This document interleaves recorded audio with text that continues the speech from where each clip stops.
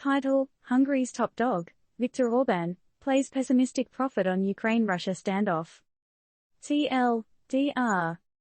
In a snappy bit of international insight, Hungarian Prime Minister Viktor Orban appears to be taking bets on the outcome of the Ukraine-Russia conflict, heavily favoring Russia.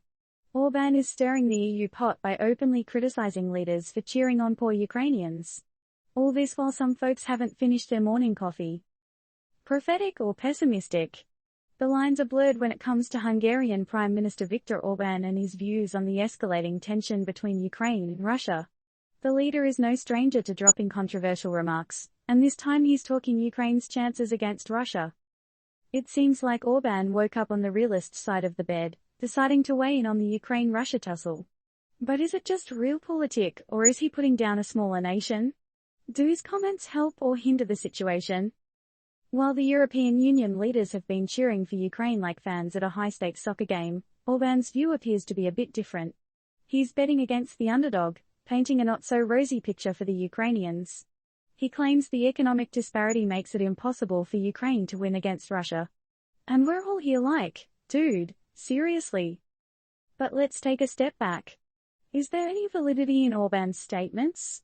While it's true that Russia's economy is larger than Ukraine's, does this necessarily predict the outcome of their conflict?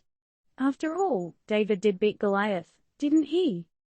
Orban's remarks have certainly raised eyebrows within the EU, leading some to question whether Hungary's leader is a pragmatic observer or a cold-hearted cynic.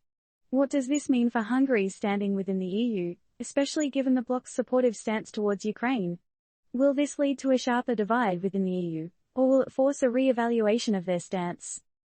Moreover, it's worth noting that conflicts and wars are not simply decided by the size of one's economy, but by a complex interplay of geopolitical factors.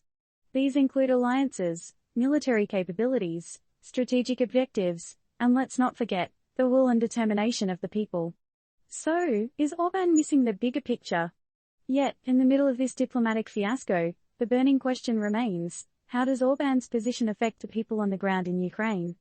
After all, they are the ones directly impacted by this conflict. Does his pessimism fuel despair, or does it ignite a stronger spirit of resilience? And how does it affect the Ukrainian community in Hungary? Let's not forget that this isn't a chess game, it's real people's lives at stake. Each move on the board doesn't just shift power, it brings real-world consequences. In this game, there's no undo button. Orban's commentary, realism, cynicism, or a bold prediction, it adds another layer to the ongoing saga.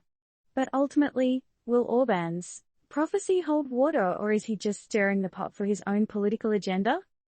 Disclaimer: this article does not offer any investment, financial, or geopolitical advice. All opinions expressed here are meant for informational purposes and do not represent the views of Turned Up News.